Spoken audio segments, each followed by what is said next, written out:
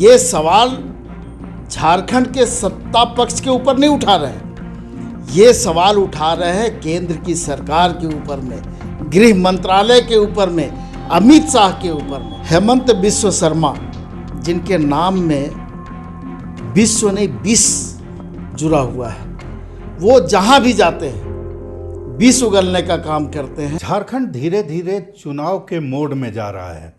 हाल ही में जो मानसून सत्र समाप्त हुआ उसे भी देख करके ये साफ तौर पर लग गया, जिस तरह से विपक्ष की रणनीति रही, जिस तरह से मुख्यमंत्री ने सदन के अंदर जवाब दिया, उन तमाम बातों से ये पता चलता है कि झारखंड में चुनाव है, इसलिए तनाव है।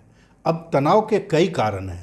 तो ऐसे हालात में जब विपक्ष लगातार डेमोग्राफी और तमाम तरह के आदिवासी या गैर आदिवासी इस तरह के मुद्दों को उठा करके आगे बढ़ने की कोशिश कर रहा है, वहीं झारखंड मुक्ति मोर्चा या यूँ कहें कि सत्ता पक्ष जो है वो अपनी रणनीति के साथ चल रहा है।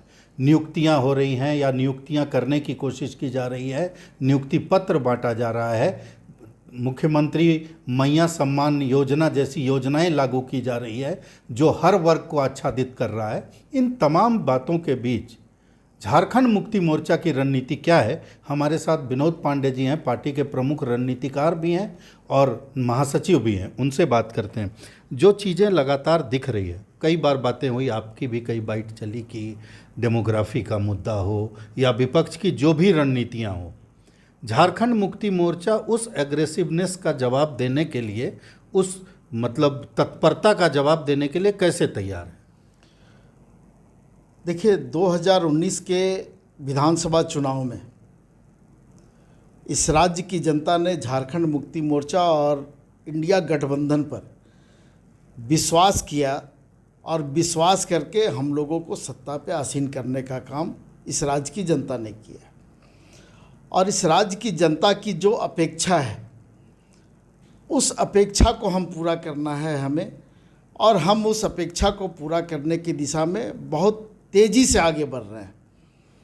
लगातार कई एक ऐसी जन कल्याणकारी योजनाएं चलाई जा रही है, नियुक्तियों का सिलसिला भी जारी है, और उसके बाद जो भारतीय जनता पार्टी का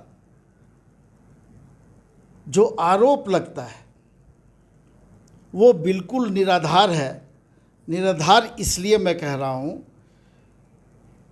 कि जो डेमोग्राफी का मामला है, ये मामला बिल्कुल भारतीय जनता पार्टी के राजनीतिक चरित्र को पेश करने का काम भारतीय जनता पार्टी ने किया है। सबसे बड़ी बात होती है कि जब भी कोई आरोप प्रत्यारोप लगता है तो ये देखा जाता है कितना प्रामाणिक है। जिस तरह से विपक्ष के लोग, खास करके बाबूलाल मरांडी हों या फिर हिमांता बिस्व शर्मा हों, आंकड़े लेकर के बात कर रहे हैं, उन आंकड़ों का जवाब तो आंकड़ों से देना होगा। क्या वो लोग जो कह रहे हैं कि 123% तक आबादी आदिवासियों की घटी है, ये गलत है? देखिए, कोई आंकड़ा उनके पास नहीं है, और जिस आंकड़े की वो बात कर रहे हैं वो भारतीय जनता पार्टी का आंकड़ा है। हेमंत बिस्व शर्मा जिनके नाम में विश्व नहीं विष जुड़ा हुआ है, वो जहाँ भी जाते हैं विष उगलने का काम करते हैं। जो व्यक्ति आसाम का मुख्यमंत्री है और उनके द्वारा ये बयान दिया जाता है कि आसाम के रास्ते से घुसपैठिए प्रवेश कर रहे हैं, सीमा का जो सुरक्षा है, सीमा पर जो भी फोर्सेस है, वो गृह मंत्रालय के अधीन आता है, और गृह मंत्रालय और केंद्र सरकार अगर घुसपैठिए हैं या घुसपैठ हुआ है तो इसके लिए पूरी तरह से जिम्मेवार है। ये सवाल झारखंड के सत्ता पक्ष के ऊपर नहीं उठा रहे हैं, ये सवाल उठा रहे हैं केंद्र की सरकार के ऊपर में, गृह मंत्रालय के ऊपर में, अमित शाह के ऊपर में। लेकिन वो जो बोल रहे हैं, जैसे मान लीजिए कि अगर घुसपैठ हो रहा है, चूँकि सीमा बहुत लंबी है, मैंने ये सवाल किया था बीजेपी के लोगों से, खुद हिमंता जी से भी किया था कि जब घुसपैठिए आ रहे हैं, बड़ी सीमा है और पूरी सीमा को सुरक्षित नहीं रखा जा सकता है। मैंने पूछा भी कि भाई तब तो स्वीकार कर रहे हैं कि घुसपैठ हो रहा है, तो अंदर आने के बाद क्या राज्य सरकार का दायित्व तो नहीं है कि वैसे लोगों का वोटर आईडी नहीं बने, वैसे लोग किसी तरह से ज़मीन कब्जा नहीं करें, वैसे लोग किसी तरह से आदिवासियों की बच्चियों के साथ शादी नहीं करें, अपना मोहल्ला नहीं बसाएं? देखिए, सबसे बड़ा बात है कि राज्य को बने हुए लगभग 24 साल होने को हैं और इन 24 वर्षों में भारतीय जनता पार्टी का जो शासन रहा है वो लगातार राज्य बनने के बाद से रहा है। अगर घुसपैठ हुआ है तो हम समझते हैं कि ये भारतीय जनता पार्टी के शासनकाल में हुआ है।